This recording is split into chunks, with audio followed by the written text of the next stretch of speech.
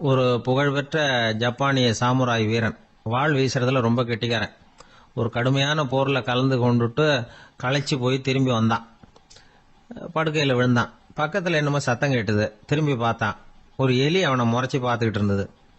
உடனே வாழை உருவனா வீசினான். அது தப்பிச்சுட்டு ஓடி போச்சு. எவ்வளோ முயற்சி பண்ணி பார்த்தா முடியல. கடைசியில் அந்த வாள் முறிஞ்சு போனது தான் மிச்சம். ஒரு பக்கம் அவனுக்கு இது அவமானமாக போயிட்டுது, இன்னொரு பக்கம் பயமாக போயிட்டுது.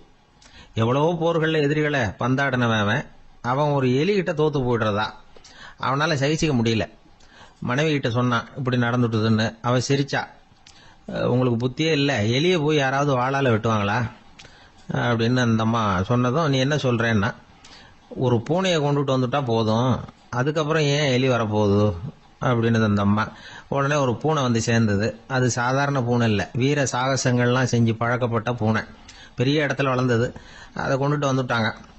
அந்த பூனை குறி பார்த்து எலி மேலே பாஞ்சுது. ஆனால் அந்த எலியை சுலபமாக தப்பிச்சு போட்டுது. அடுத்தபடியாகவும் பாயறதுக்கு முயற்சி பண்ணிச்சு அந்த பூனை. ஆனால் அந்த எலியோ ரொம்ப தந்திரமாக திடீர்னு அந்த பூனையின் முகத்துக்கு நேராக பாஞ்சுது. அவ்வளவுதான். அந்த பூனை பயந்து போய் ஒரே தாவா தாவி ஜன்னல் வழியாக வெளியில் ஓடி போச்சு. அந்த வீரனுக்கு இது ஒரு பெரிய அதிர்ச்சியாக இருந்தது. அடுத்தபடியாக யோசனை பண்ணான். ராஜா வளர்த்துக்கிட்டு இருந்த அரண்மனை பூனையை ஒரு நாள் ஏரவலா கேட்டு வாங்கிட்டு வந்தான். ஊர் உலகம்லாம் பேர் வாங்கின பூனை அது. அந்த பூனையாலும் அந்த எலியை ஒன்றும் செய்ய முடியல. வீரனுக்கு ரொம்ப அதிர்ச்சி. அந்த அரண்மனை பூனைகிட்டேயே போய் புலம்புனான். அரண்மனை பூனையே, நீயே தோத்து போயிட்டியே, இனிமே நான் என்ன செய்ய முடியும்னா. அந்த பூனை சிந்திச்சுது. அப்புறம் சொல்லிச்சு, இந்த காரியத்துக்கு இந்த மேல்மட்ட விவகாரம்லாம் சரிப்பட்டு வராது. சாதாரண வீட்டு பூனை கிடைச்சதுன்னா அதை கொண்டுட்டு வந்து விட்டுப்பார் அப்படின்னது. சாதாரண பூனையால் என்ன செஞ்சிட முடியும்னா இவன் நம்பிக்கை இல்லாமல். இப்போ அந்த அரண்மனை பூனை சொல்லிச்சு, பெரிய வீட்டு பூனையெல்லாம் நல்லா சாப்பிட்டு தூங்கி பழக்கப்பட்டிருக்கோம். அதுக்கெல்லாம் ராஜதந்திரம் தெரியும், ஆனால் எலி பிடிக்க தெரியாது. அதுக்கான வளர்ப்பும் இல்லை, பயிற்சியும் இல்லை. ஏன்னா அதுக்கெல்லாம் பசி கிடையாது. சாதாரண வீட்டு பூனை அப்படி இல்லை, பசிக்கு ஆகாரம் தேடி அலையும். எலிகளை பிடிச்சி சாப்பிட்டுட்டு தான் உயிர் வாழும். அதனால் அதுகளுக்கு எலியை பிடிக்கிற எல்லா உத்திகளும் தெரியும், எங்களுக்கு தெரியாது அப்படின்னது. அது சரியே, அதுவும் பூனை தான், நீயும் பூனை தான், அதால் முடிகிற காரியம் ஏன் உன்னால் முடியல அப்படின்னு கேட்டான் இவன். இதுக்கு அந்த பூனை சொல்லிச்சு, இதே கேள்வியை நானும் கேட்டேன், உன்னுடைய தந்திர முறை என்னன்னு கேட்டேன். அதுக்கு பதில் சொல்லாமல் படுத்து தூங்கி போச்சு. அதை மறுபடியும் எழுப்பி கேட்டேன், அதுக்கு கோவம் வந்துட்டுது. இதில் என்ன தந்திர முறை வேண்டியிருக்கு, நான் ஒரு பூனை அவ்வளவுதான். பூனைன்னா பூனை, பூனை எலியை பிடிக்கும், நான் எலியை பிடிக்கிறேன் அவ்வளவுதான்னுது அப்படின்னு சொல்லி விவரமாக சொல்லிச்சு அந்த அரண்மனை பூனை. உடனே ஒரு சாதாரண பூனையை கொண்டுட்டு வந்துட்டாங்க. கொண்டாந்து விட்டா அது பார்க்கறதுக்கு ரொம்ப சாதாரணமாக தெரிஞ்சுது. இந்த வீரனுக்கு நம்பிக்கை வரல. இருந்தாலும் அதை கொண்டுட்டு வந்து வீட்டுக்குள்ளே விட்டான். ஒரே நிமிஷம் அந்த எலியை கவிட்டு வெளியில் ஓடிப்போச்சு. மேலிடத்து பூனைகள்லாம் இதை வேடிக்கை பார்த்துக்கிட்டு வெளியில் நின்றுக்கிட்டு இருக்குது. எல்லாரும் மெதுவாக அந்த பூனையை நெருங்கி, உங்ககிட்ட அப்படி என்ன தனிப்பட்ட திறமை, அதோட ரகசியம் என்னன்னு கேட்டாங்க. அந்த சாதாரண பூனை ரொம்ப சாதாரணமாக சொல்லிச்சான், அதெல்லாம் எனக்கு தெரியாது, நான் பூனை அவ்வளவுதான், நீங்களும் பூனையா இருங்க அப்படின்னு சொல்லிவிட்டு அந்த பூனை தன்னுடைய வாயில கவிய எலியோடு அங்கேருந்து நடந்து போச்சு. இந்த கதையிலேருந்து நாம் புரிஞ்சிக்க வேண்டிய தத்துவம் என்னன்னா, நீயாக இரு. இதுதான் அந்த தத்துவம். நம்ம ஒவ்வொருத்தருக்கு உள்ளேயும் ஒரு தனித்தன்மை இருக்கு. இதை அவங்கவுங்க புரிஞ்சுக்கிட்டு உண்மை இயல்பு புரிஞ்சுக்கணும். நம்முடைய இயல்பு என்னங்கிறது நமக்கு தெரியணும். அதை கண்டுபிடிக்கிறது தான் உண்மையான கலை. ஒரு பெரிய மனுஷன் வாயை அகலமாக திறந்து வச்சுட்டு தூங்கிட்டு இருந்தான். உடனே ஒரு எலி உள்ளே பூந்துட்டு தான். வீட்டு வேலையாள் டாக்டருக்கு ஃபோன் பண்ணான், எங்கள் முதலாளி வாய்க்குள்ளே ஒரு எலி பூந்துட்டுது டாக்டர் அப்படின்னா. நான் உடனே புறப்பட்டு வரேன், அதுக்கு முன்னாடி நீ ஒரு ரொட்டி துண்டை எடுத்து ஒரு வாய்க்கு முன்னாடி காட்டு, உள்ளே போன எலி வெளியில் வந்துடும்னார் டாக்டர். சரின்னு சொல்லிவிட்டான். கொஞ்ச நேரத்தில் டாக்டர் அங்கே போய் சேர்ந்தார். அப்போ வேலைக்காரன் ஒரு பெரிய மீனை அவர் வாய்க்கு நேராக இப்படியும் ஆட்டிக்கிட்டு இருந்தான். நான் ரொட்டி துண்டை தானே காட்ட சொன்னேன்னாரு டாக்டர். அவன் சொன்னான், எலியை வெளியில் கொண்டுட்டு வர்றதுக்கு ரொட்டி துண்டை காட்ட சொன்னீங்க டாக்டர், அதுக்கப்புறம் அந்த எலியை துரத்திக்கிட்டு ஒரு பூனை உள்ளே போயிருக்கு, அதுக்காகத்தான் இந்த மீனை காட்டிகிட்டு இருக்கேன் நானா. இது எதுக்குன்னா, இப்படி வேடிக்கையாக சொல்றது, பூனை பூனையாக இருக்க வேண்டும், எலி எலியாக இருக்க வேண்டும், மனுஷன் மனுஷனாக இருக்க வேண்டும் அப்படிங்கிறத புரிஞ்சுக்கிறது. நாம இருக்கிற வரை வெற்றி நிச்சயம். ஜெருசலேம் அங்க உள்ள ஒரு தேவாலயம். அதுல உள்ள பலிபீடத்தின் முன்னாடி ஒரு பெட்டி உண்டு. அது காணிக்கை பெட்டி. ஆலயத்துக்கு வர்றவங்க பிரார்த்தனை பண்ணிவிட்டு திரும்பி போற சமயத்துல அந்த பெட்டியில காணிக்கை போடுவாங்க. அவங்களால எவ்வளவு முடியுமோ அவ்வளவு போடுறது வழக்கம். அவங்கவுங்க வசதிக்கு தகுந்த மாதிரி போடுவாங்க. வசதி உள்ளவங்களா இருந்தாலும் சரி, வசதியே இல்லாத வறியவர்களா இருந்தாலும் சரி, ஆலய காணிக்கை பெட்டியில காசு போடுறது அவங்களுக்கு ரொம்ப பெருமையான ஒரு செயல். ஒரு சமயம் இயேசு தம்முடைய சீடர்களோடு அந்த ஆலயத்துக்கு வரார். அங்க உட்காந்து ரொம்ப நேரம் வழிபாடு பண்ணிட்டு இருக்கிறார். சீடர்களும் அந்த ஜபத்துல கலந்துகிட்டாங்க. வழிபாடு முடிஞ்சுது. இயேசு உட்கார்ந்துருக்கிறார். காணிக்கை பெட்டியில காசு போடுறவங்கள கவனிக்கிறார். சீடர்களும் அதையே கவனிச்சுக்கிட்டு இருக்கிறாங்க. ரொம்ப பேர் வரிசையா வந்தாங்க. அவங்களால முடிஞ்ச அளவுக்கு காசு போட்டுட்டு அவங்க பாட்டுக்கு போய்கிட்டு இருக்கிறாங்க. வசதியானவங்க நிறைய பேர் வந்தாங்க. அதுக்கு மத்தியில வயசான ஒரு அம்மா, அவங்களும் வந்து காசு போட்டுட்டு போறாங்க. இப்போ இயேசு தன்னுடைய சீடர்கள் பக்கம் திரும்பினார். ஒரு கேள்வி கேட்டார். இப்போ இந்த காணிக்கை பெட்டியில நிறைய பேர் வந்து காசு போட்டுட்டு போறத நீங்க கவனிச்சிங்க. இன்னைக்கு இந்த காணிக்கை பெட்டியில ரொம்பவும் அதிகமா காசு போட்டது யார் அப்படின்னு கேட்டார். முதல்ல வந்தார ஒரு பெரிய மனுஷன், அவர் தான் அதிகமா போட்டார் அப்படின்னாரு ஒருத்தர். மூணாவதா வந்தவர் தான் அதிகமா போட்டார், நான் கவனிச்சேன் அப்படின்னாரு இன்னொருத்தர். இப்படி ஆளுக்கு ஒரு விதமா சொல்றாங்க. கடைசியா இயேசு சொன்னாராம், இன்றைக்கு அந்த பெட்டியில அதிகமா காசு போட்டவங்க அந்த வயசான அம்மா தான் அப்படின்னாராம். சீடர்களுக்கு ஒன்றும் புரியல. அந்த அம்மா ரொம்ப ஏழையாச்சே, அவங்க எப்படி அதிகமாக காணிக்கை செலுத்த முடியும் அப்படிங்கிறது அவங்க சந்தேகம். இயேசு விளக்குனார். நிறைய பேர் வந்தாங்க, நிறையவே காசுகள் போட்டாங்க, அது உண்மைதான். ஆனாலும் அந்த அம்மா என்ன பண்ணாங்க கவனிச்சிங்களா? வந்தாங்க, தன்னுடைய காசு பைய திறந்தாங்க, அப்படியே கொட்டுனாங்க. அதுல இருந்தது ரெண்டு காசுகள் தான். அந்த 2 காசும் காணிக்கை பெட்டியில விழுந்துட்டுது. மற்றவங்கெல்லாம் தங்கள்கிட்ட இருந்த செல்வத்தின் ஒரு சிறு பகுதியை எடுத்து பெட்டியில போட்டாங்க. ஆனா இந்த அம்மா தன்கிட்ட என்ன இருந்ததோ அதை அப்படியே போட்டுட்டாங்க. தன்னுடைய பிழைப்புக்காக வச்சிருந்த அவ்வளவையும் இழக்கிறதுக்கு தயாராயிட்டாங்க. அவ்வளவு தாராள மனசு அவங்களுக்கு. அதனால அவங்க செலுத்தின காணிக்கை தான் அளவுல அதிகம் அப்படின்னார். விலை மதிப்பில்லாத முத்து புதையல் ஒருத்தனுக்கு கிடைக்க போகுதுன்னு வச்சுக்கோங்க. அதன் மதிப்பை உணர்ந்தவன் என்ன பண்ணுவான்? அதை அடையறதுக்காக தன்கிட்ட இருக்கிற எதையும் கொடுக்கறதுக்கு தயாரா இருப்பான் இல்லையா? அது மாதிரிதான் இதுவும் அப்படின்னார். உலக மதிப்பீடுகளை துரும்பா தூசியா மதிச்சு அதையெல்லாம் உதறி விடுகிறவன் இறையருள் அப்படிங்கிற இணையில்லாத செல்வத்தை பெறுகிறான் அப்படிங்கிறது இதுல உள்ள கருத்து. இறைவனுக்காக இழப்பதுன்னா துன்பப்படுகிறவர்களுக்காக, ஏழைகளுக்காக, ஏதுமற்றவர்களுக்காக இழப்பது அப்படின்னு அர்த்தம். உங்கள் அயலானுக்கு நீங்கள் என்ன உதவி செய்தாலும் அதை எனக்கே செய்கிறீர்கள் அப்படின்னு இயேசு சொல்லியிருக்கிறார். அடுத்தவங்களுக்கு உதவணுங்கிற குணம் இன்னைக்கு ரொம்ப குறைஞ்சு போச்சு. ஒருத்தன் வாழைப்பழத்தோல் வழுக்கி கீழே விழுந்துட்டான். பக்கத்துல இருந்த நண்பன் உடனே இவனை தூக்கிக்கிட்டு போய் ஆஸ்பத்திரியில சேர்த்துட்டான். அதுக்கப்புறம் சொன்னான், நீ அந்த வாழைப்பழத்தோல்ல காலை வைக்க போறத முன்னாடியே நான் கவனிச்சுட்டேன் அப்படின்னானா. அப்படின்னா அப்பவே நீ எனக்கு உதவி செஞ்சிருக்கலாமே அப்படின்னானா அவன். நான் டாக்டருக்கு உதவலாம்னு நினைச்சுட்டேன் அப்படின்னா இவன். சில பேர் ஆளை பார்த்தா 60 வயசு மாதிரி தோணும். உண்மையான வயசு என்னன்னு பார்த்தா 40 அல்லது 45. சில பேரை பார்க்கறதுக்கு 45 மாதிரி தெரியும், உண்மையிலேயே 65 தாண்டி இருப்பாங்க. ஒரு மனிதனுக்கு 2 வகையான வயது உண்டுங்கிறார் ஓஷோ. அதாவது உடம்புக்குன்னு ஒரு வயசு, மனசுக்குன்னு ஒரு வயசு. முதல் உலக மகாயுத்தம் நடந்தது இல்லையா, அது முடிஞ்சதுக்கு அப்புறம் முதல் தடவையா மனிதனின் மூளை வளர்ச்சியை பத்தி மனநல வைத்தியர்கள் ஒரு கணக்கெடுப்பு சோதனை நடத்தினாங்களாம். அது வரைக்கும் மனிதனுக்கு 2 வகையான வயது உண்டுன்னு யாரும் சிந்திச்சதே இல்லையா. அந்த உலக மகாயுத்தம் முடிஞ்சதுக்கு அப்புறம் மனிதனுடைய சராசரி மனதின் வயதை கணக்கிட்டு பார்க்கும் பொழுது அவங்களுக்குலாம் ரொம்ப அதிர்ச்சியா இருந்துதான். ஏன்னா அது ரொம்ப பின்தங்கிய நிலையில இருந்திருக்கு, வளர்ச்சி அடையாத நிலையில இருந்திருக்கு. அவங்க கண்டுபிடிச்ச பிரகாரம் அப்ப மனசோட சராசரி வயசு என்ன தெரியுமா? 14. அப்படின்னா பாத்துங்க, உடல் ரீதியா ஒருத்தரோட வயசு 70 கூட இருக்கலாம், ஆனா மனசோட வயசு 14 தான். இதுக்கு நேர்மாறா அமைஞ்சு போச்சுன்னு வச்சேங்க.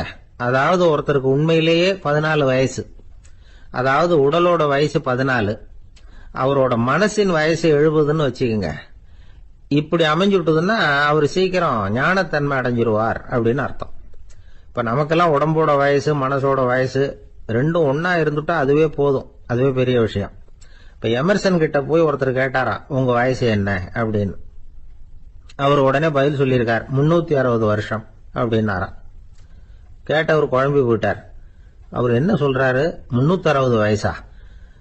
என்ன நம்ம காதல தான் சரியா விழலையா?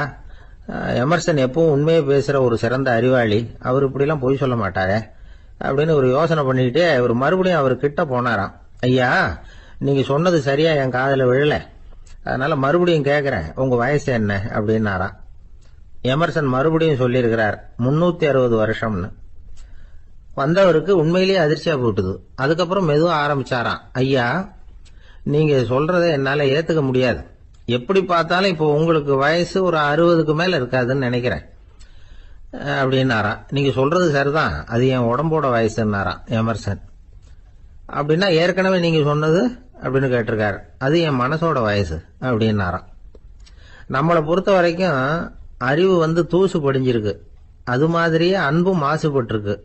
இது ரெண்டையும் சுத்தம் பண்ண வேண்டியிருக்குது. அப்பதான் நாம சரியான வயசுல வாழ முடியும். ஒரு ஆசாமி இருக்கிறார். அவருக்கு உடம்போட வயசு அதிகம், மனசோட வயசு ரொம்ப குறைச்சல், குழந்தை மாதிரி. அவர் ஒரு ஆஸ்பத்திரியில படுத்திருக்கிறார். நர்சம்மா எல்லாருக்கும் மருந்து கொடுத்துட்டு போறாங்க. கொஞ்ச நேரம் கழிச்சு திரும்பி வந்தாங்க. அப்ப இவர் அந்த அம்மாவை கூப்பிட்டு சொல்றாரு, இதை பாருங்க சிஸ்டர், நீங்க எல்லாருக்கும் சின்ன சின்ன மாத்திரையா கொடுத்துட்டு எனக்கு மட்டும் நீளமான மாத்திரையா கொடுத்துட்டீங்க. முழுங்கறதுக்கு ரொம்ப கஷ்டமா போச்சு. இனிமே எனக்கும் சின்ன மாத்திரையா கொடுங்க சிஸ்டர் அப்படின்னாராம். அந்த அம்மா உடனே அதிர்ச்சியாகி தலையில அடிச்சுக்கிட்டாங்களாம். நான் கஷ்டப்பட்டு மாத்திரையை முழுங்கினத்துக்கு நீங்க ஏமா தலையில தட்டிக்கிறீங்க அப்படின்னு கேட்டிருக்காரு இவர்.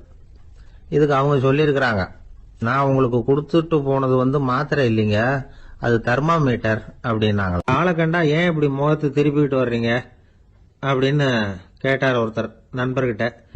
எலெக்ஷன்ல அவன் எதிர்த்து நின்னவன் சார், என்ன அவன்கிட்ட நமக்கு என்ன பேச்சுவார்த்தை அப்படின்னாராம் ரொம்ப கோபமா இவர். சரி, அந்த ஆள் யாருன்னு கேட்டேன்.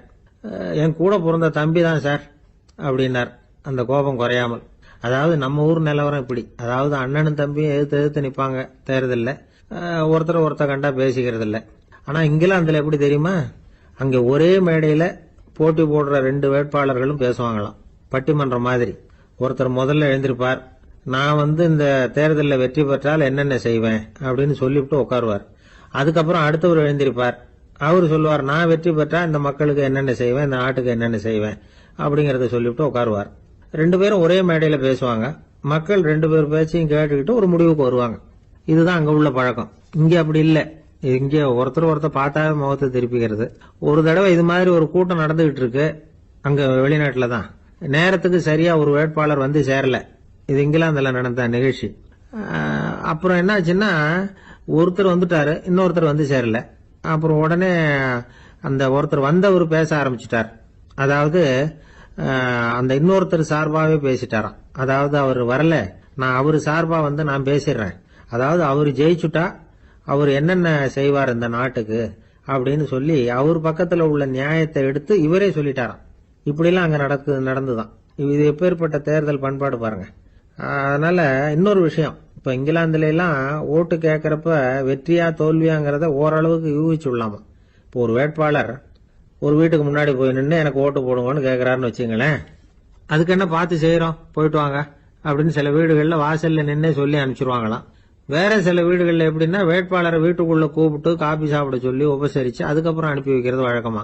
இதுல எந்த வீட்டு ஓட்டு நிச்சயம் தெரியுமா? வாசல்ல நின்னே வழி அனுப்பி வச்சுடுறாங்க பாருங்க, அவங்க ஓட்டு நிச்சயம். உள்ள கூப்பிட்டு காப்பி கொடுத்து அனுப்புறாங்க பாருங்க, அவங்க ஓட்டு நிச்சயம் இல்லையா. சரி, அப்புறம் ஏன் அந்த உபசரிப்பு அப்படின்னு கேட்டா அதுக்கு ஒரு காரணத்தை சொல்றாங்க. அதாவது அது ஒரு அனுதாபத்தை தெரிவிக்கிற முறையா. ஐயோ பாவம், நாம இவருக்கு ஓட்டு தான் போட போறதில்ல, இதையாவது செய்வோம், காப்பியாவது சாப்பிட்டு போகட்டும் அப்படிங்கிற எண்ணமா. இப்படி அந்த ஒரு பழக்கம். ஆக அந்த ஊர்ல நிறைய காப்பி சாப்பிடணும்னு ஒருத்தர் ஆசைப்பட்டா தேர்தலில் தோத்து போறதுக்கு தயாரா இருக்கணும். ஒரு சமயம் ஒரு ஊர்ல தேர்தல் நடந்துதான். ஒரு தொகுதியில நின்று தோத்து போன ஒருத்தர் கையில ஒரு துப்பாக்கியோட ஊருக்குள்ள சுத்திக்கிட்டு இருந்தாராம். ஒரு போலீஸ்காரர் அவரை பார்த்துட்டு சந்தேகப்பட்டிருக்கார். அதனால அவரை தடுத்து நிறுத்தி, என்ன இது துப்பாக்கியோட சுத்துறீங்களேன்னு விசாரிச்சிருக்கார். இதுக்கு அவர் சொன்னாராம், சார், இந்த தொகுதியில மொத்தம் 1,00,000 வாக்காளர்கள், அதுல எனக்கு 10,000 பேர் மட்டும்தான் எனக்கு ஓட்டு போட்டிருக்கிறாங்க. அப்படின்னா எனக்கு வேண்டாதவங்க இந்த தொகுதியில 90,000 பேர் இருக்கிறாங்கன்னு அர்த்தம். இப்படி ஒரு சூழ்நிலையில நான் என்னுடைய பாதுகாப்புக்கு ஆயுதம் இல்லாம நடமாடலாமா அப்படின்னு கேட்டாராம். எவ்வளவு எச்சரிக்கை பாருங்க. நம்ம ஊர்ல சில பேர் ஓட்டு கேட்கிற விதமே தனி. ஒருத்தர் ரொம்ப சாமர்த்தியமா ஓட்டு கேட்பாராம். அவர் எப்படின்னா, ஒரு வீட்டுக்கு போறாருன்னு வச்சுங்களேன், அந்த நேரம் அந்த வீட்டுக்காரரு என்ன செஞ்சுக்கிட்டு இருக்கிறாரோ அதே வேலையை இவரும் கொஞ்ச நேரம் செய்வாராம், அவருக்கு ஒத்தாசையா. அதுக்கப்புறம் மெதுவா பேச்சு கொடுப்பார், ஓட்டு கேட்பார், இது மாதிரி எலெக்ஷன்ல நிக்கிறேன் கவனிக்கணும்னு. அது மாதிரி ஒரு தடவை அவர் போனப்ப அங்க அவர் என்ன பண்ணிட்டு இருக்காரு, வீட்டுக்கு பின்னாடி மாட்டு கொட்டையில பால் கறந்துகிட்டு இருக்காரு ஒரு பசுமாட்டுக்கிட்ட. அந்த வீட்டுல இவர் ஓட்டு கேட்க போனவர் இவர் ஓடி போய் இன்னொரு சொம்பை எடுத்துக்கிட்டு அதே மாட்டுக்கு இன்னொரு பக்கம் போய் உட்காந்துக்கிட்டு இவரும் பால் கறக்க ஆரம்பிச்சிட்டார். எதிர உட்காந்துட்டு இருக்காரு இவர் இந்த பக்கம் உட்காந்துருக்காரு. கீழே கொஞ்சம் குனிஞ்சு பார்த்தா ஒருத்தர் முகத்தை ஒருத்தர் பார்க்கலாம். கொஞ்ச நேரம் ஆனதுக்கு அப்புறம் இவர் மெதுவா அவர்கிட்ட பேச்சு கொடுத்தாராம். இது மாதிரி நான் எலெக்ஷன்ல நிக்கிறேன், நீங்க ஓட்டு போடணும், அதுக்காக தான் வந்தேன்னாராம். அது முடியாதுங்களேன்னாராம் அவரு. ஏன்னு கேட்டிருக்கார். நான் இந்த வீட்டுக்காரன் இல்ல, நானும் உன்ன மாதிரி ஓட்டு கேட்க வந்தவன் தான் அப்படின்னு. ஒரு ஊர்ல ஒரு குரு இருந்தார், ஜென் குரு. அவரை தேடிட்டு ஒரு மன்னர் வந்தார். வந்தவர் ஜப்பான் மன்னர். தோட்டக்கலையை பத்தி தெரிஞ்சிட்டு போறதுக்காக அவர் வந்தார். எப்படி தோட்டம் அமைக்கிறது அப்படிங்கறத பத்தி அந்த குரு விவரமா சொல்லி கொடுத்தாரு. ஒரு நாள் 2 நாள் இல்ல, 3 வருஷம் கத்து கொடுத்தார். அதுக்கப்புறம் சொன்னார், நான் கத்து கொடுத்துட்டேன், இனிமே நீங்க போகலாம், போய் தோட்டம் அமைக்கலாம், அதுதான் உங்களுக்கு பரிசை. தோட்டம் அமைச்ச பிறகு சொல்லி அனுப்புங்க, நான் வந்து பாக்குறேன். நீங்க இங்க என்னவெல்லாம் கத்துக்கிட்டீங்களோ அதையெல்லாம் அங்க செயல்முறையில செஞ்சு காட்டுங்க அப்படின்னு சொல்லி அனுப்பி வச்சார். மன்னர் போனார். அரண்மனைக்கு பக்கத்திலேயே ஒரு பெரிய தோட்டத்தை உண்டு பண்ணினார். அழகான மரங்களையும் செடிகளையும் உருவாக்கினாரு. கிட்டத்தட்ட 1000 தோட்டக்காரர்களை பயன்படுத்தி 3 வருஷங்கள் முயற்சி பண்ணி அந்த அழகான தோட்டத்தை உருவாக்கினார். குரு கிட்ட இருந்து செய்தி வந்தது, நாளைக்கு வந்து தோட்டத்தை பாக்குறேன் அப்படின்னு. மன்னர் உடனே சுறுசுறுப்பாயிட்டார். முதல் நாளே தோட்டத்தை சுத்தப்படுத்தினார். ராத்திரி பூரா யாரும் தூங்கல. எல்லாருக்கும் தோட்டத்தை ஒழுங்குபடுத்துற வேலை. அது அந்தந்த இடத்துல ஒழுங்கா இருக்குதா அப்படின்னு சரி பார்த்தாங்க. ஒரு தவறும் இல்லாத வகையில அதை ஒழுங்குபடுத்தினாங்க. மறுநாள் குரு வந்தார், தோட்டத்தை பார்த்தார். அவருக்கு கோபம் வந்துட்டுது. மன்னருக்கு ஆச்சரியம், எப்பவும் சிரிச்சுக்கிட்டே இருக்கிறவர் இப்ப எப்படி இருக்கிறாரே அப்படின்னு. மெதுவா குரு கிட்ட போய் எல்லாம் சரியா தானே இருக்குது அப்படின்னார். எல்லாம் சரிதான், ஆனாலும் எங்கே அந்த பொன்னிற காற்று அப்படின்னார். உதிர்ந்த இலைகள், பொன் மஞ்சள் நிற இலைகள் காற்றில் அப்படி புரண்டு ஓடுவதை நான் பார்க்க முடியவில்லையே அப்படின்னாராம். அது இல்லாம இந்த தோட்டம் உயிரோட்டம் உள்ளதா இருக்காது, இதுல பாடல் இல்லை, ஆடல் இல்லை, அதெல்லாம் இல்லாம இந்த தோட்டம் ரொம்பவும் செயற்கையா தெரியுதுன்னாராம். மன்னர் இப்பதான் யோசனை பண்ணார். கீழே கிடந்த காஞ்சி போன இலைகள் மட்டும் இல்ல, மரத்துல இருந்த காஞ்சி போன இலைகளையும் அப்புறப்படுத்தி சுத்தமா வச்சிருக்கிறார். இறப்பும் வாழ்க்கையினுடைய ஒரு பகுதி தான். மரணம்ங்கிறது வாழ்க்கைக்கு எதிரானது அல்ல, அதை நிரப்பும் ஒரு பகுதி தான் அது. மரணம் இல்லையில் வாழ்க்கையே இல்லை அப்படிங்கிறது பெரியவங்க கருத்து. இப்ப அந்த தோட்டம் அழகாதான் இருக்குது, இருந்தாலும் அது ஒரு ஓவியம் மாதிரி உயிர் இல்லாமல் இருக்கு. குரு ஒரு வாளியை கையில எடுத்துக்கிட்டார். தோட்டத்தை விட்டு வெளியில போனார். ஏற்கனவே வீசி எறிந்த அந்த சருகுகளை எல்லாம் அள்ளி கொண்டுட்டு வந்தார். உள்ள எல்லா இடங்கள்லயும் அதை வீசினார். உடனே காத்து அந்த காய்ந்த சருகுகளையும் பழுத்த இலைகளையும் அசைக்க ஆரம்பிச்சுட்டுது. இப்போ அங்க சலசல சத்தம், சங்கீதம், இலைகளின் நடனம். ஓவியம் மாதிரி இருந்த அந்த தோட்டத்துக்கு இப்போ உயிர் வந்துட்டுது. இதுதான் அந்த பொன்னான காற்று அப்படின்னாராம் குரு. மன்னருக்கு புரிஞ்சுது. மிகப்பெரிய ஜென் கேள்வி ஒன்று உண்டு. உம்மான் அப்படிங்கிற ஒரு பெரிய குருவை பார்த்து துறவி ஒருத்தர் கேட்டாராம், இலைகள் எல்லாம் கீழே விழுந்து மரங்கள் மொட்டையாக இருக்கும் பொழுது என்ன நடக்கும்? இதுதான் கேள்வி. இதுக்கு உம்மான் சொன்ன பதில் பொன்னான காற்று, தி கோல்டன் விண்ட் அப்படின்னாராம். இதுக்கு என்ன விளக்கம்னா, உன்னுடைய எண்ணங்கள் எல்லாம் உன்னுடைய மனசிலிருந்து கீழே விழுந்து உனது உள்ளுணர்வானது மொட்டையாக நிற்கும் நிலைதான் அது. உனது வேர்களின் அருகில் காற்று வீசுகிறது. எல்லா எண்ணங்களும் உன்னிலிருந்து வெகு தூரத்துக்கு புரண்டு கொண்டே சென்று விடுகிறது. நீ அவற்றை கடந்து விட்டால் நீ அவைகளுக்கெல்லாம் மேலெழுந்து கீழே பார்ப்பவனைப் போல நிற்க ஆரம்பித்து விடுவாய். அதுதான் தியானம் என்பது அப்படின்னு சொல்றாங்க. தியானம்ங்கிறது எண்ணத்துக்கு எதிரானது இல்ல, தியானம்ங்கிறது எண்ணங்களை கடந்து செல்வதுதான். அதுக்கப்புறம் நாம பொன்னிற காற்றுல ஆட ஆரம்பிச்சிருவோம். இதுதான் பெரியவர்கள் சொல்றது. என்கிட்ட ஒருத்தர் தோட்டம் அமைக்கணும்னு யோசனை கேட்டு வந்தார். எல்லாம் சொல்லி கொடுத்தேன். செடிகள்லாம் செழிப்பா வளரணும்னா வேர் காயாம பாத்துக்குங்க, தினமும் தண்ணி விடுங்க அப்படின்னு சொல்லி அனுப்பி வச்சேன். 1 மாசம் கழிச்சு ஒரு தோட்டத்தை பாக்குறதுக்காக போனேன். போய் பார்த்தா எல்லா செடியும் வாடி கிடக்குது. என்னங்க இப்படி பண்ணிவிட்டீங்கன்னு. நீங்க சொன்னபடிதான் செஞ்சேன்னார். என்ன செஞ்சீங்கன்னு கேட்டேன். வேர் காயாம பாத்துக்க சொன்னீங்க, தினமும் ஒரு தடவை எல்லா செடியையும் ஒவ்வொன்னா புடுங்கி பார்த்து வேர் காயாம இருக்கா அப்படின்னு பார்த்துட்டு அதுக்கப்புறம் தண்ணி பாய்ச்சனேன், அவ்வளவு. ஒரு நண்பர் ஆனந்தமா சிகரெட் பிடிச்சிக்கிட்டு இருந்தார். இந்த பழக்கத்தை விட்டுவிடுங்களேன் அப்படின்னு சொல்லி பார்த்தோம். விட்டுடலாம்னு தான் பாக்குறேன், ஆனா முடியலையேன்னார். மனசு வச்சா எல்லாம் முடியும் அப்படின்னும். அவர் கொஞ்ச நேரம் யோசனை பண்ணார். அப்புறம் சொன்னார், சரி சார், இதுதான் நான் பிடிக்கிற கடைசி சிகரெட் அப்படின்னு சொல்லி ரொம்ப அழுத்தமா புகையை உள்ளுக்கு இழுத்தார். அதுக்கப்புறம் அந்த துண்டு சிகரெட்டை வீசி எறிஞ்சுட்டார். ஒருத்தர் இது மாதிரி தீர்மானம் பண்ணி தன்னுடைய கடைசி சிகரெட்டை தூக்கி எறிஞ்சுட்டாருன்னா அது ஒரு பெரிய விஷயம்தான். அதுக்கு பிறகு அவர் உடம்புல படிப்படியா என்னென்ன மாற்றங்கள் நடக்கும் அப்படிங்கறத பத்தி ஒரு விவர பட்டியலே வெளியிட்டு இருக்கிறாங்க. அது என்ன விவரம் தெரியுமா? ஒருத்தர் புகைப்பிடிக்கிற பழக்கத்தை நிறுத்துறாருன்னு வச்சுங்க. அப்படி அவர் நிறுத்தின 20 நிமிடங்களுக்குள்ள உயர் ரத்த அழுத்தம், உடல் வெப்பம், நாடி துடிப்பு இதெல்லாம் சரியான நிலைமைக்கு வந்துருதான். 8 மணி நேரத்துக்குள்ள இந்த ஸ்மோக்கர்ஸ் பிரீத் அப்படிங்கிற தன்மை மறைஞ்சிருதான். ரத்தத்துல உள்ள கார்பன் மோனாக்சைடு அளவு குறையுதான், ஆக்சிஜன் அளவு கூடுதான், சரியான அளவுக்கு வந்துருதான். ஒருத்தர் கடைசி சிகரெட்டை தூக்கி எறிஞ்சுட்டாருன்னா 24 மணி நேரத்துக்குள்ள மாரடைப்பு ஏற்படுறதுக்கான வாய்ப்பு குறைஞ்சுடுதான். 48 மணி நேரத்துக்குள்ள உணர்வு நரம்புகளின் முனைப்பகுதிகள் மறுபடியும் ஒன்னு சேர்ந்துருதான். அதனால நாக்கு சுவை உணர்வு, மூக்கின் முகரும் சக்தி இதெல்லாம் மேம்படுதான், நல்ல நிலைமைக்கு வந்துருதான். சிகரெட்டை நிறுத்தின 3 நாளுக்குள்ள மூச்சு விடுறது சுலபமாயிடுதான். இப்படி அவங்க பட்டியல் நிறைய சொல்றாங்க. 2 அல்லது 3 மாசத்துக்குள்ள என்ன ஆகும் தெரியுமா? ரத்த ஓட்டம் மேம்படுது, நடக்கிறது சுலபமாயிடுது. நுரையீரல் கொள்ளளவு 30% அதிகரிக்குது. 1 to 9 மாசத்துக்குள்ள சுவாச குறைபாடுகள் நீங்குது. நுரையீரல்ல இருக்கக்கூடிய இந்த அசுத்தம் வடிகட்டும் திசுக்கள் சரியா வேலை செய்ய ஆரம்பிச்சிருது. 1 வருஷத்துக்குள்ள இந்த இதய அழுத்த நோய்க்கான வாய்ப்பு பாதியா குறைஞ்சிருது.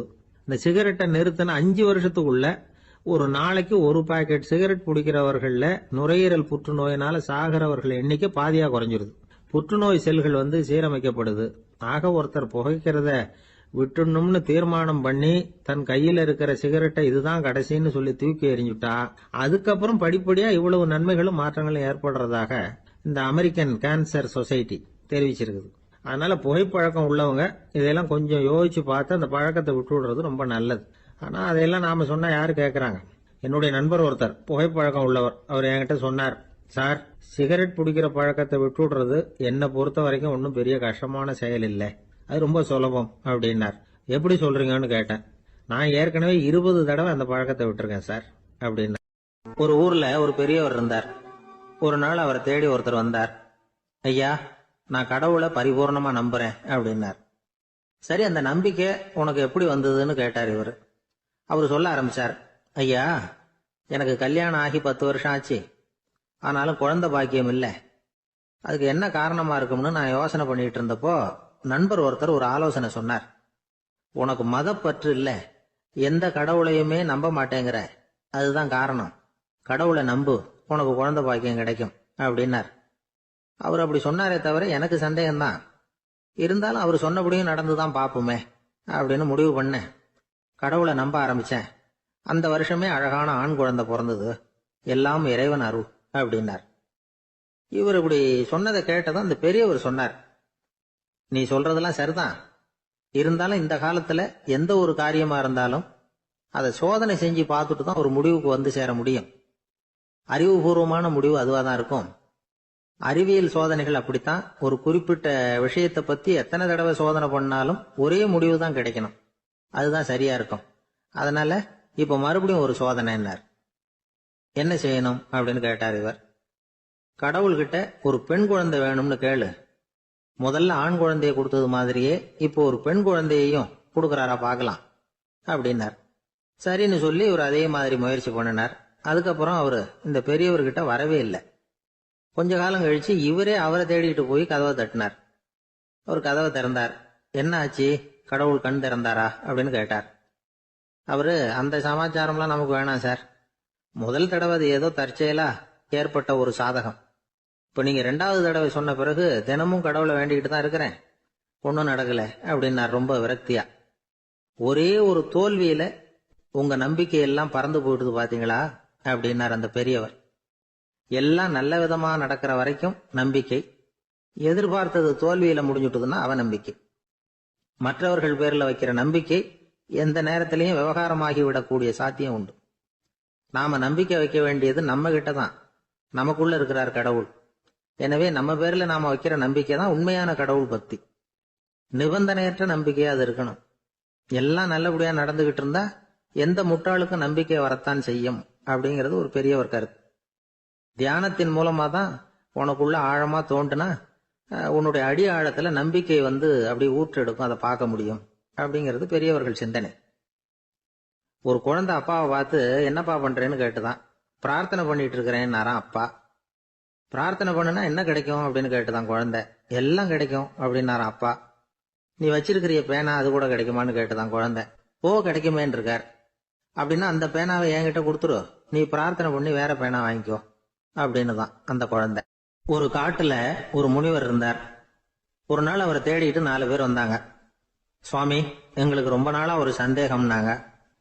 என்னன்னு கேட்டார். இந்த உலகத்துல எவ்வளவோ காரியங்கள் நடக்குது, எது நியாயம் எது அநியாயம் அப்படின்னு புரிஞ்சுக்க முடியலன்னாங்க. அது யாராலையும் புரிஞ்சுக்க முடியாதுன்னார் முனிவர். வந்தவங்களுக்கு ஆச்சரியமா போச்சு, ஒரு மாதிரியா பார்த்தாங்க. இத முனிவர் கவனிச்சார். சரி புறப்படுங்க என்னோடன்னார். எங்கன்னு கேட்டாங்க. இப்போ உங்க 4 பேரையும் ஒரு புஷ்பக விமானத்துல அழைச்சிட்டு போறேன். இந்த உலகத்துல சர்வசாதாரணமா நடக்கக்கூடிய ஒரு காட்சியை உங்களுக்கு காட்ட போறேன். நீங்க பார்க்க போற அந்த காட்சி நியாயமா அநியாயமா அப்படிங்கறத என்கிட்ட சொல்லணும். நீங்க சரியான பதில் சொன்னா புஷ்பக விமானத்துல தொடர்ந்து பிரயாணம் பண்ணலாம். தவறான பதில் சொன்னா இந்த புஷ்பக விமானம் உங்களை கீழே தள்ளி விட்டுரும் அப்படின்னார். 4 பேருக்கும் பயம்தான். இருந்தாலும் முனிவர் கூப்பிடுறாரு அப்படின்னு சொல்லி புறப்பட்டாங்க. அவங்க எல்லாரும் புறப்பட்டு ஒரு காட்டு வழியா போயிட்டு இருக்கிறாங்க புஷ்பக விமானத்துல. அங்க நடக்கிற ஒரு காட்சியை காட்டுறார் முனிவர். அதோ அங்க பாருங்கன்னார். அந்த விமானத்துல இருந்தபடியே எல்லாரும் கீழே குனிஞ்சு பாக்குறாங்க. அங்க ஒரு தாய் புலி அப்பதான் குட்டி போட்டிருக்கு. குட்டிகளை ஈன்ற உடனே பசிக்கு இறை தேடி அந்த பக்கமா வருது. அதே நேரம் ஒரு தாய் மான், அதுவும் அப்பதான் குட்டி போட்டிருக்கு. அதுவும் இதே மாதிரி குட்டிகளை ஈன்ற உடனே பசிக்கு இறை தேடி அந்த பக்கமா வருது. இப்ப அந்த புலி அந்த மானை அடிச்சு போட்டுடுது. அதுவும் சாப்பிடுது, குட்டிகளுக்கும் கொடுக்குது. இப்போ அந்த புலி குட்டிகள் முகத்துல மகிழ்ச்சி, தாயை இழந்த அந்த மான் குட்டிகள் முகத்துல துக்கம். இப்போ அந்த முனிவர் 4 பேர்கிட்டையும் கேட்கிறார், நீங்க இங்க பாத்தீங்களே, இதுல எது நியாயம் எது அநியாயம்? ஒவ்வொருத்தரா சொல்லுங்க.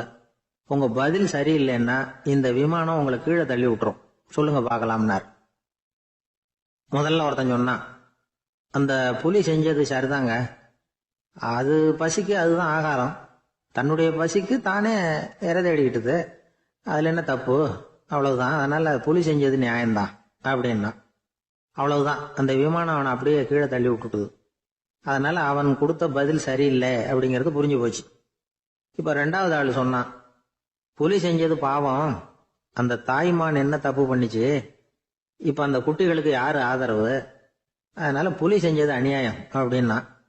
அவ்வளவுதான், அவனையும் கீழே தள்ளி விட்டுடுது அந்த விமானம். இந்த பதிலும் சரியில்லை அப்படின்னு ஆயிட்டுது. இப்ப 3வது ஆள் வந்தான். முதல்ல 2 பேர் கீழே விழுந்ததை பார்த்துக்கிட்டு இருந்தான். அதனால அவன் சொன்னான், ரெண்டுமே நியாயம்தாங்க.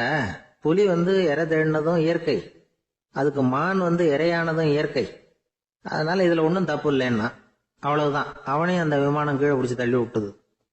இப்ப 4வது ஆள் வந்தான். முனிவர் கேட்டார், நீயாவது சொல்லுப்பா, இந்த செயல்ல எது நியாயம்னார். அவன் தெளிவா பதில் சொன்னான். அதாவது என்ன சொன்னான்னா, எனக்கு தெரியல அப்படின்னா. அவனை விமானம் கீழே தள்ளல, சௌரியமா அழைச்சிட்டு போட்டுது. இவனும் பிரயாணம் சௌக்கியமா பண்ணானா. ஆக இதுதான் சரியான பதிலுங்கிறத முனிவர் உணர்த்தினார். இந்த கதையிலிருந்து நாம புரிஞ்சுக்க வேண்டியது என்னன்னா, இந்த உலகத்துல எவ்வளவோ காரியங்கள் நடக்குது. அதெல்லாம் ஏன் அப்படி நடக்குதுங்கிறதுக்கு எப்பேற்பட்ட பண்டிதராலும் பதில் சொல்ல முடியாது. தெரியாததை தெரியாதுன்னு ஒத்துக்கிட்டா வாழ்க்கை பிரயாணம் சுகமா இருக்கும். அதனால தேவையில்லாத விஷயங்களை புரிஞ்சுக்கிறதுக்கு நேரத்தை செலவு பண்ணிட்டு இருக்க கூடாது. வாழ்க்கையை குழப்பிக்க கூடாது. வாழ்க்கைக்கு தேவையானது என்னவோ அதை மட்டும் புரிஞ்சுக்கிட்டா போதும். இந்த காலத்து ஆள் ஒருத்தன் ஒரு பெரியவரை தேடி வந்தான். ஐயா, ஒரு சந்தேகம்னா. என்ன உன்னுடைய சந்தேகம்னார். பகுத்தறிவுன்னா என்ன, விதின்னா என்ன அப்படின்னு கேட்டான். இதுக்கு அவரு, இப்ப உன்னுடைய வலது கால தூக்குன்னார். தூக்கணும். சரி, இப்ப உன்னுடைய வலது கால கீழே இறக்காம உன்னுடைய இடது காலையும் தூக்குன்னார். தூக்கணும். பொத்துன்னு கீழே விழுந்துட்டான். பெரியவர் சொன்னார், உன்னால ஒரு காலை தூக்க முடிஞ்சது, அதுதான் பகுத்தறிவு. 2 கால்களையும் ஒரே சமயத்துல தூக்குனா அடிபடும், அப்படிங்கிறது தான் விதி அப்படின்னு விளக்கம் கொடுத்தார்.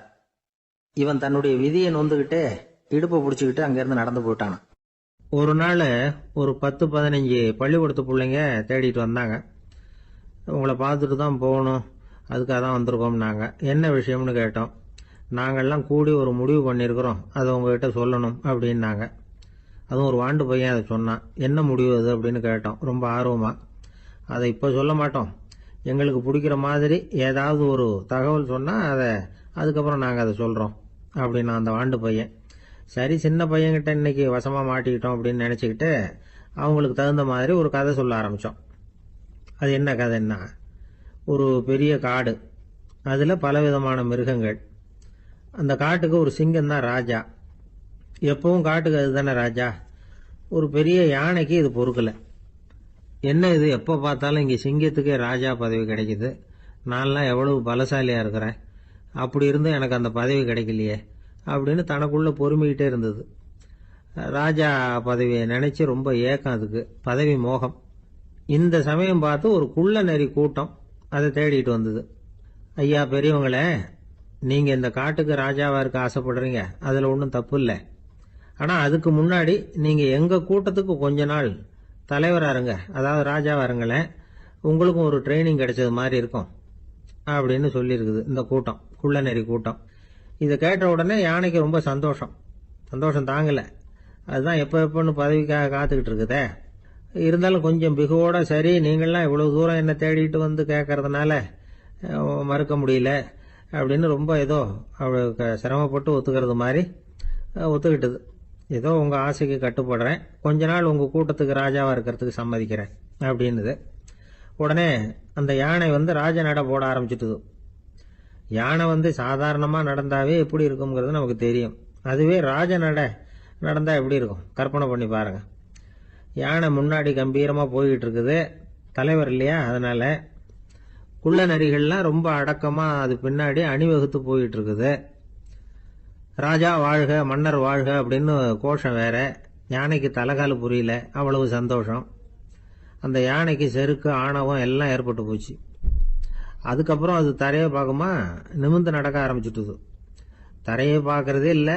அப்படி போயிட்டு இருக்கிறப்போ ஒரு சதுப்பு நிலத்துல திடீர்னு காலை வச்சுட்டுது. அவ்வளவுதான், கால் உள்ள போட்டுது. இன்னொரு காலை எடுத்து வச்சுது, அதுவும் உள்ள போட்டுது. அந்த 2 காலையும் எடுக்கிறதுக்காக அடுத்த 2 காலையும் அழுத்திச்சு, அதுவும் உள்ள போக ஆரம்பிச்சுட்டுது. இப்ப 4 காலம் வசமா சேத்துல அழுந்தி போச்சு, எடுக்க முடியல. குள்ள நரிகள்லாம் அதை சுத்தி சுத்தி வந்தது. சிலது சுத்தி நின்று டான்ஸ் ஆட ஆரம்பிச்சுட்டுது யானையை பார்த்துட்டு. இதை யானை பார்த்தது. என்ன இது தலைவர், நான் தவிச்சுக்கிட்டு இருக்கிறேன், தொண்டர்கள்லாம் சுத்தி நின்று வேடிக்கை பார்த்துக்கிட்டு இருக்கிறீங்க, டான்ஸ் ஆடுறீங்க அப்படின்னு கேட்டுதான். தொண்டர்களே, தலைவர் நான் தவிச்சுக்கிட்டு இருக்கிறது உங்களுக்கு தெரியலையா? இப்போ உடனே உங்க தலைவரை காப்பாற்ற வேண்டியது உங்க கடமை இல்லையா அப்படின்னு கத்துச்சான் அந்த யானை. குள்ள நரிகள்ல ஒன்று முன்னாடி நின்று அந்த யானையை பார்த்துதான், தலைவரே எங்களுக்கு ரொம்ப நாளா ஒரு ஆசை, அந்த ஆசையை நிறைவேற்றிக்கிறதுக்காகத்தான் உங்களை எங்க தலைவரா ஏத்துக்கிறோம்னு சொன்னோம் அப்படின்னு தான். என்ன ஆசைன்னு கேட்டிருக்கு யானை. யானை கறி சாப்பிட்டு பார்க்கணுங்கிறது எங்களுக்கு ரொம்ப நாள் ஆசை, அது இன்னைக்கு தான் நிறைவேற போகுது அப்படின்னு தான் அந்த நரி. இதை கேட்ட உடனே அந்த யானை அப்படியே மூர்ச்சி ஆயிட்டு தான். நரிகள்லாம் அது மேலே ஏறி குதற ஆரம்பிச்சுட்டு தான். பதவி மேலே இருந்த பேராசை அந்த பலசாலியான யானையையே மாட்டி விட்டுட்டு பாத்தீங்களா அப்படின்னு சொல்லி முடிச்சோம் இந்த கதையை அந்த சின்ன பிள்ளைங்க கிட்ட. சரிங்க, இப்போ நாங்கள் உங்களை தேடி வந்த விஷயம் என்னங்கிறத சொல்லவா அப்படின்னா ஒரு வாண்டு பையன். சீக்கிரம் சொல்லு தம்பி, சஸ்பென்ஸ் தாங்கலை அப்படின்னும். அவன் மெதுவா எங்களை பார்த்து சொல்றான், எங்களுக்கு கொஞ்ச நாள் நீங்க தலைவரா இருந்தா தேவல அப்படின்னு. கிபி 1078 வருஷம் மார்ச் மாதம் 19ஆம் தேதி திங்கட்கிழமை அதிகாலை நேரம் ஒரு குழந்தை பிறந்தது. எங்க தெரியுமா? காஸ்பியன் கடலுக்கு தெற்கே பாரசீக மொழி வழங்கிய தபரிஸ்தான் மாநிலத்துல ஜீலான்ங்கிற புனித நகர், அதோட புறநகர் பகுதியில உள்ள நீப்புங்கிற ஊர்ல தான் அந்த குழந்தை பிறந்தது. அந்த இடம் இப்போ ரஷ்யாவில் இருக்கு. அந்த குழந்தை யாருன்னு நினைக்கிறீங்க? அதுதான் முஹித்தீன் பெருமான், ஆன்மீக சாதனைகள் புரிந்த மகான் முஹித்தீன் ஆண்டகை. தன்னுடைய 18வது வயசுல உயர்கல்விக்காக ஜீலான் நகரத்தை விட்டு பகுதாத் நகரத்துக்கு புறப்பட்டு போறார். இளம் பிராயம் தானே, அதனால துணைக்கு ஒரு வர்த்தக கூட்டத்தோட சேர்ந்து போயிட்டு இருக்கிறார். ரொம்ப தூரம் போகணும், ஒவ்வொரு இடமா தங்கி தங்கி போயிட்டு இருக்கிறாங்க. ஒரு இடத்துல ஒரு கொள்ள கூட்டம் பயங்கரமான ஆயுதங்களோட அவங்கள வழிமறிச்சுட்டுது. அந்த வர்த்தக கூட்டம் வச்சிருந்த பொருள்களை எல்லாம் அவங்க பறிச்சு விடுறாங்க. இவங்களும் பயந்துகிட்டு இருந்தது எல்லாத்தையும் அவங்க கிட்ட கொடுத்து விடுறாங்க. முகைத்தின் ஆண்டகை மட்டும் இதையெல்லாம் பார்த்துக்கிட்டு தனியா ஒதுங்கி நிக்கிறார். ஒரு 18 வயசு பையன் மட்டும் இப்படி தனியா அநாத சிறுவன் மாதிரி நின்றுட்டு இருக்கிறத அந்த கொள்ளை கூட்டத்துல இருந்த ஒருத்தன் பாக்குறான். கிட்ட நெருங்கி வர்றான்.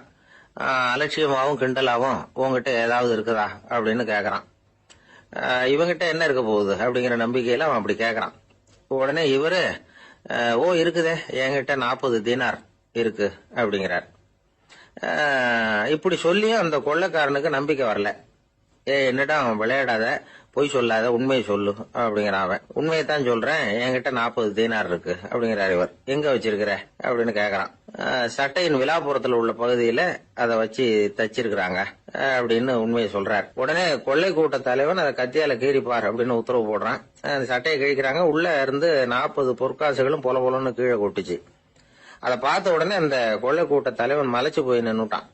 காசை பார்த்துட்டு அவன் மலைச்சு போகல, பொய் பேசாத அந்த பையனோட நேர்மையை பார்த்துட்டு அவன் அப்படி நின்னான். மெதுவா அந்த பையன் கிட்ட வந்தான். ஏன்பா நீ என்ன பணக்கார குடும்பமா அப்படின்னு கேட்டான். அப்படிலாம் இல்ல, எனக்கு அப்பா இல்ல, அம்மா மட்டும்தான் உண்டு.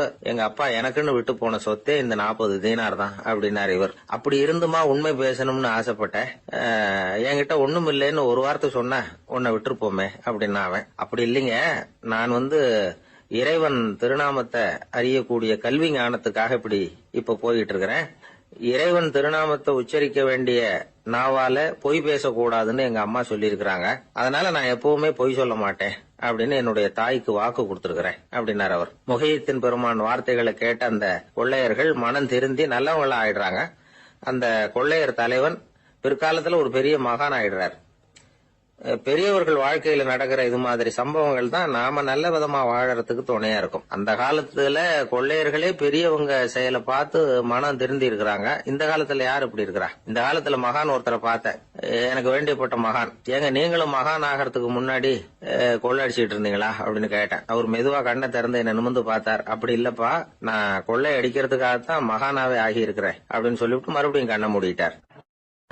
ஊர்ல ஒரு சிற்பி இருந்தார். சிற்பின்னா அவர் ரொம்ப திறமையுள்ளவர். அதாவது எங்கேயாவது ஒரு கல்லு கிடந்தா போதும், அதை அப்படியே எடுத்துட்டு வருவார். கொஞ்ச நாள் கழிச்சு அவர் இடத்துக்கு போய் பார்த்தா அழகா ஒரு சிற்பம் உட்காந்துருக்கும். இந்த கல்லா கிடந்தது சிற்பமா மாறி இருக்கும். அந்த அளவுக்கு பண்ணிவிடுவார். அப்பேற்பட்ட சிற்பி. எப்படிங்க அவ்வளவு மோசமான ஒரு கல்லுல இருந்து இவ்வளவு அழகா ஒரு சிற்பத்தை உங்களால வடிக்க முடிஞ்சது அப்படின்னு கேட்டா, அது ஒன்றும் பெரிய விஷயம் இல்லைங்க. இந்த சிற்பம் ஏற்கனவே அந்த கல்லுக்குள்ள இருந்தது. இதை சுத்தி இருக்கிற வேண்டாத பகுதிகளை எல்லாம் உளியால கொத்தி எடுத்துவிட்டேன், அவ்வளவுதான் என் வேலை. உடனே உள்ள இருந்த இது வெளியில வந்துட்டுது அப்படிம்பார்.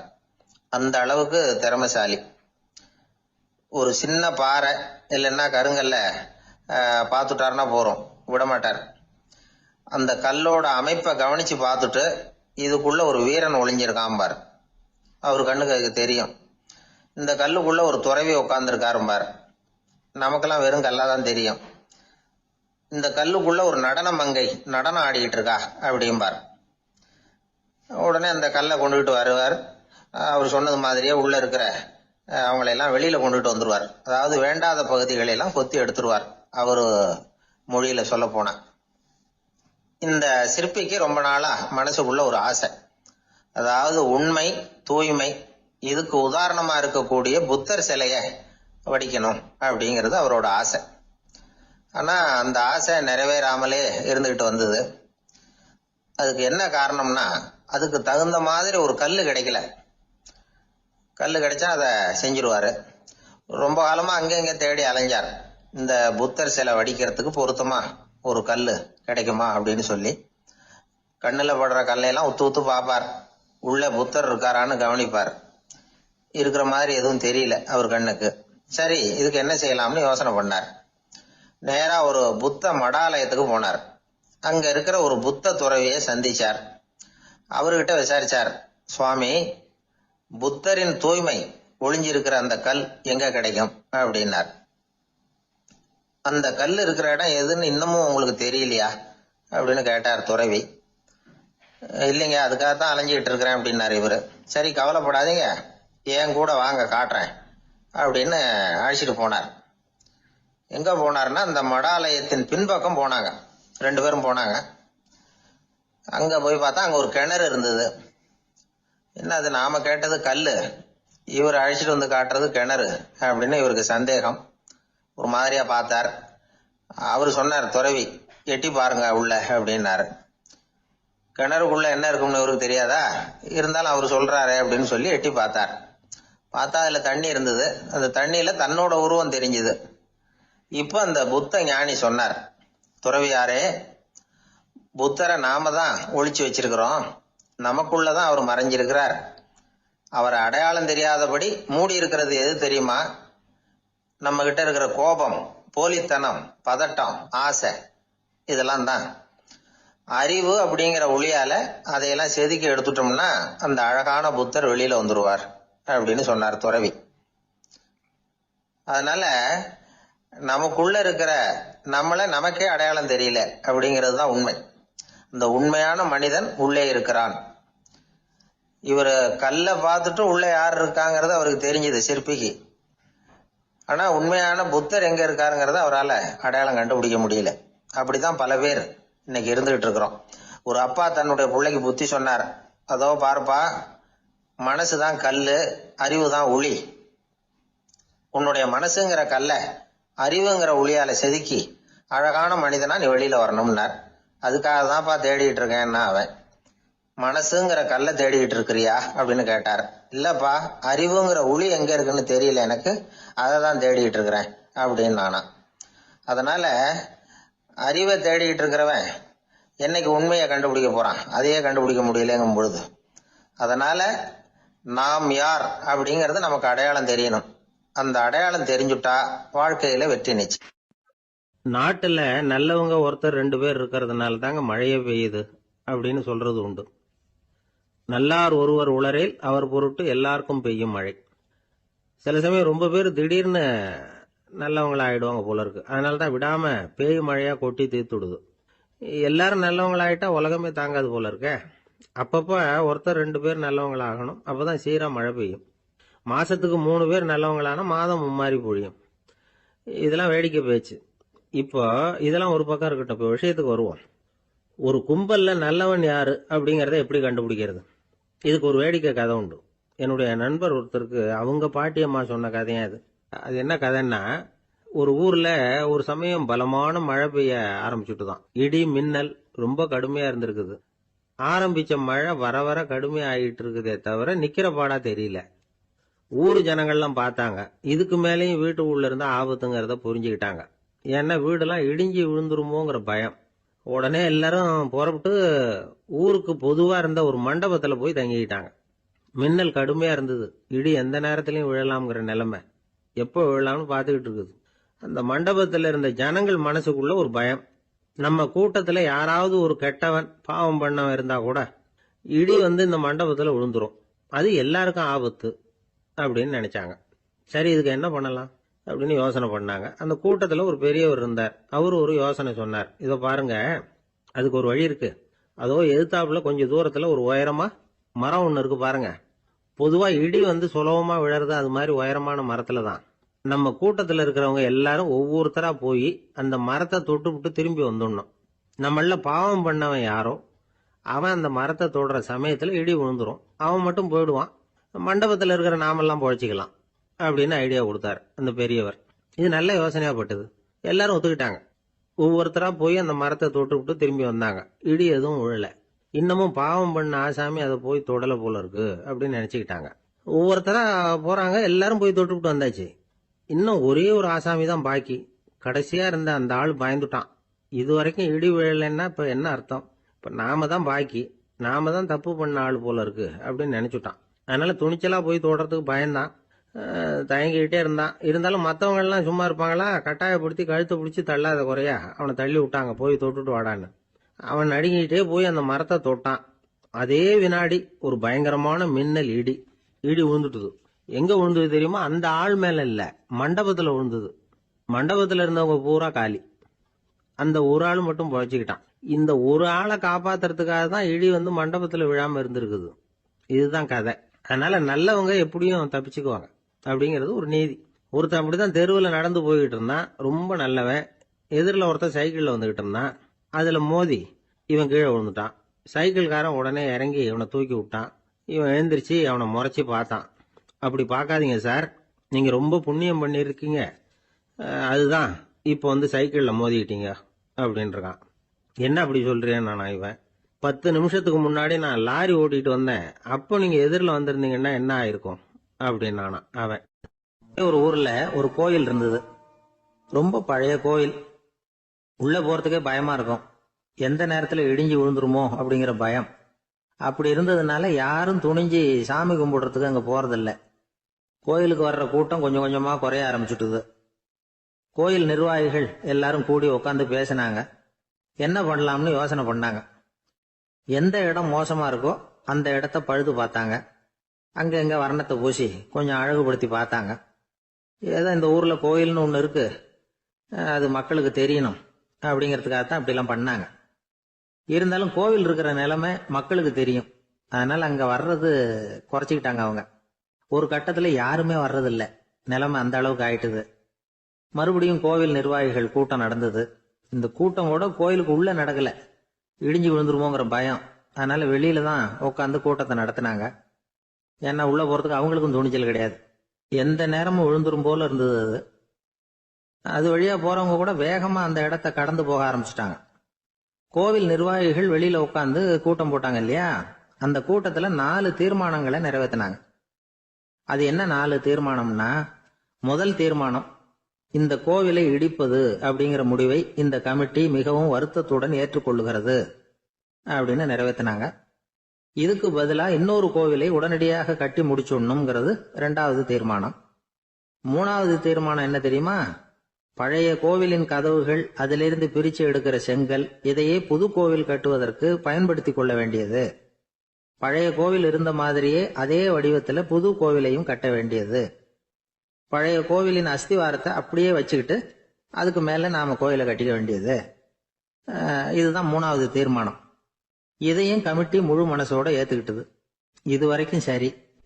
இப்ப அந்த கமிட்டி 4வதா ஒரு முக்கியமான தீர்மானத்தை கொண்டுகிட்டு வந்து அதையும் ஏகமனதா நிறைவேற்றி விட்டது. அது என்ன தீர்மானம்னா, புதிய கோவில் கட்டி முடிக்கிற வரைக்கும் பழைய கோவிலை இடிக்கிறதில்லை அப்படிங்கிற தீர்மானம். எப்படி இருக்குது பாருங்க இது. பழசை இடிக்காத வரையில அதே இடத்துல புதுசா எப்படி கட்ட முடியும்? பல விஷயங்கள்ல நாம நடந்துகிற முறையும் இப்படிதான் இருக்குதான்.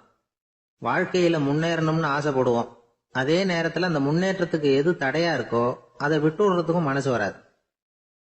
வெளிநாட்டுல ஒரு பெரிய விருந்து நடந்துகிட்டு இருந்துதான். எல்லாரும் மது கோப்பையும் கையுமா அலைஞ்சுகிட்டு இருக்கிறாங்க.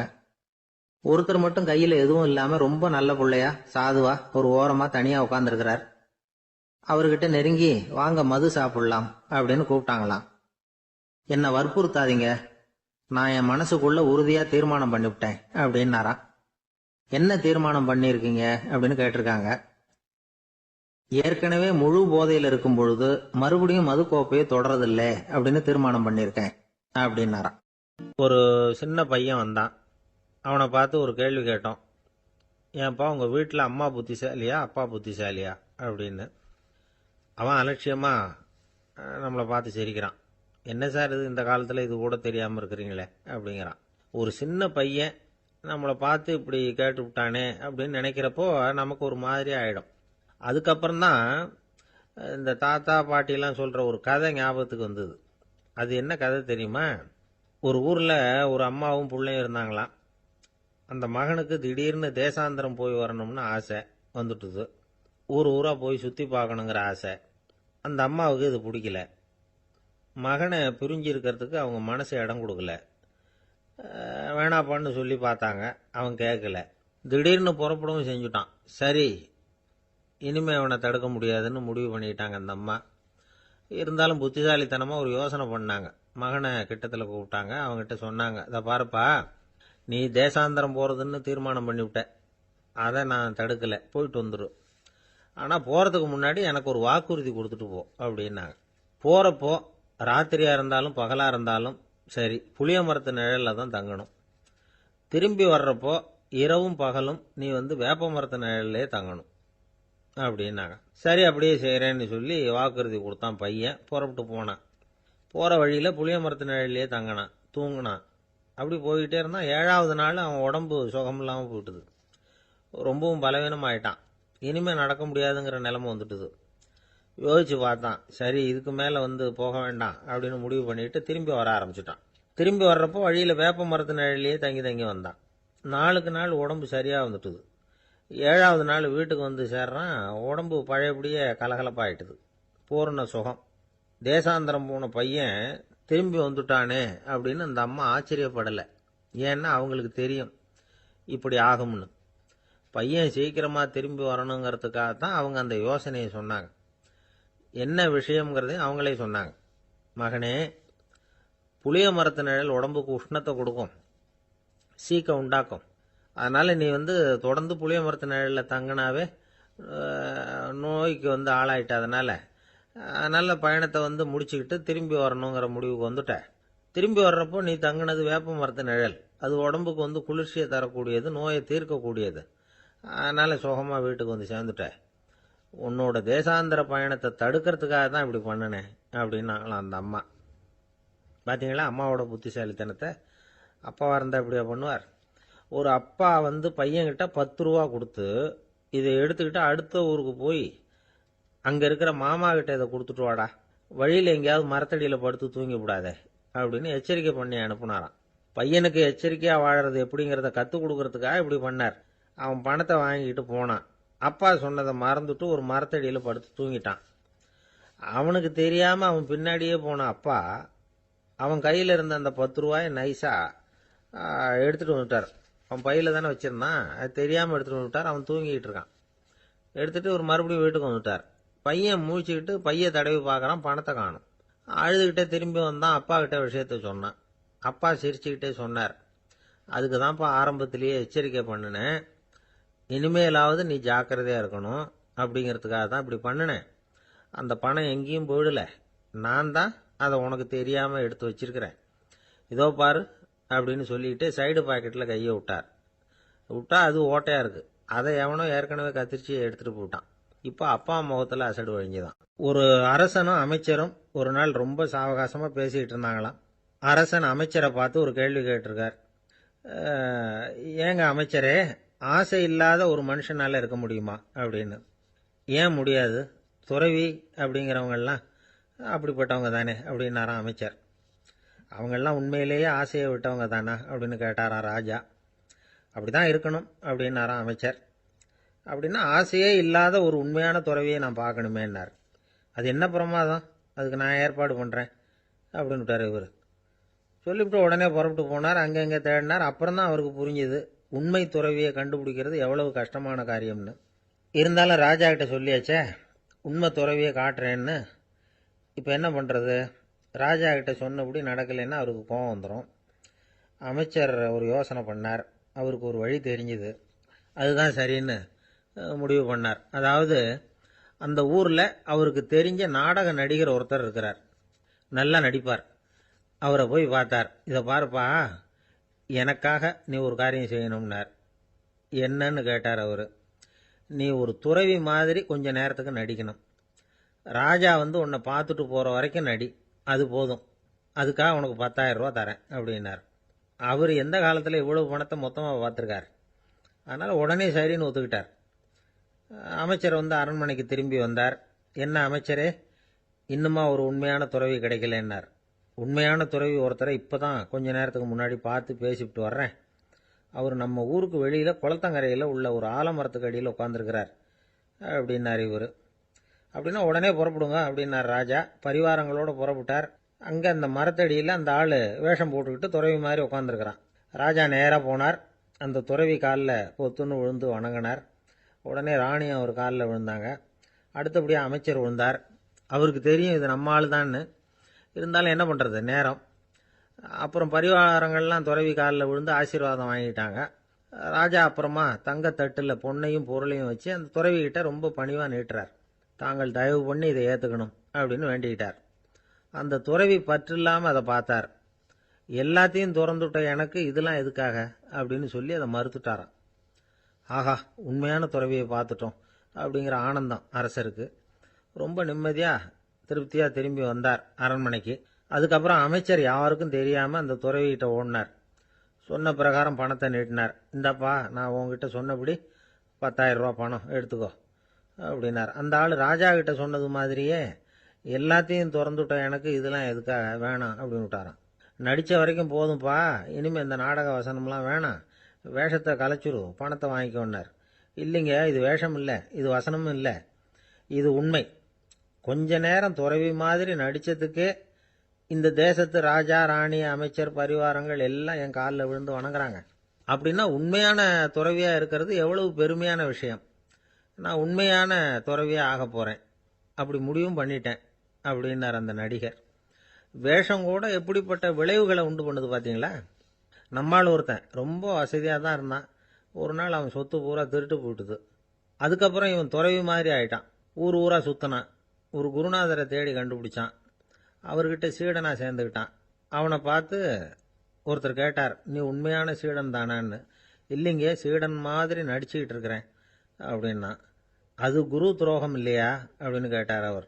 இல்லைங்க, நான் பண்ணது குரு துரோகம் இல்லை, என் குரு பண்ணது தான் துரோகம்.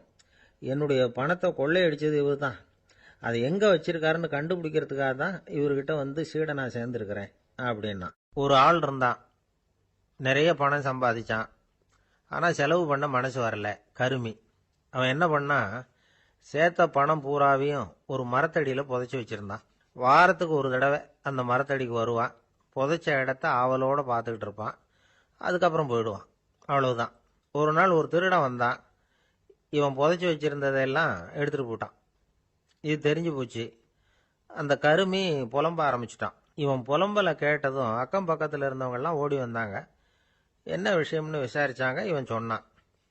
ஒரு பெரியவர் கேட்டார், ஏன்பா வாரம் வந்து இந்த இடத்த பார்க்கறதாக சொன்னியே, எப்போவாவது இதில் இருக்கிற பணத்தை எடுத்து செலவு பண்ணியிருக்கியா அப்படின்னு கேட்டார்.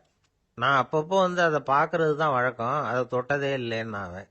சரி, அப்படின்னா இப்போவும் நீ அதே மாதிரி வாரம் ஒரு தடவை வந்து இந்த இடத்த பார்த்துட்டு போகலாமே அப்படின்னாராம் அந்த பெரியவர். அதுவும் சரிதானே, எவ்வளவு காலமானாலும் அவன் அந்த பணத்தை எடுத்து செலவு பண்ண போறதில்ல. அப்படி இருக்கிறப்ப உள்ளே பணம் இருந்தாலும் ஒன்று தான், இல்லாமல் போனாலும் ஒன்று தான். இதிலிருந்து என்ன புரியுதுன்னா, ஒருத்தர்கிட்ட இருக்கிற பணத்தை கொண்டு அவர் பணக்காரரா ஏழையா அப்படின்னு முடிவு செய்கிறது சரியில்லை.